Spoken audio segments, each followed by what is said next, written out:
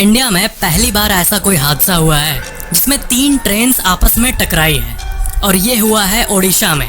सबसे पहला सवाल जो कि लोगों के मन में आ रहा है कि ऐसा कैसे हो सकता है, क्योंकि हमारे इंडियन ट्रेन सिस्टम में कवच सिस्टम का इस्तेमाल किया जाता है 2 ट्रेन्स के आपस में कोलिजन होने से रोकने के लिए। ऐसा कहा जा रहा है कि पहली ट्रेन सबसे पहले डीरेल हो गई, यानी पटरी से उतर गई। फिर उसके जो कोचेस थे वो दूसरे ट्रैक पर जाके गिर गए। फिर उस ट्रैक पर जो ट्रेन आ रही थी वो इन कोचेस से टकरा गई। एग्जैक्टली क्या हुआ है ये तो अभी एनालाइज करना बाकी है और फुल रिपोर्ट पब्लिश होना बाकी है। लेकिन सवाल ये है कि कवच सिस्टम के होने के बावजूद भी ऐसा कैसे हो सकता है। तो इसका आंसर ये है कि जो कवच सिस्टम है, जो कि एक ऑटोमेटेड सिस्टम है, जो कि एक नेटवर्क पे काम करता है। अगर कोई ट्रेन के सामने दूसरा ट्रेन सेम ट्रैक पर आए या फिर ऐसी कोई भी चीज आगे हो, तो जो ड्राइवर होता है उसके बिना ब्रेक अप्लाई किए ही ट्रेन का सिस्टम ऑटोमेटिक ब्रेक अप्लाई कर देता है। इसी सिस्टम को कवच सिस्टम कहते हैं और ये SIL 4 सर्टिफाइड है। इसका मतलब क्या हुआ? इसका मतलब ये कि 10,000 सालों में एक बार एरर होने का चांस है। मतलब ये इतना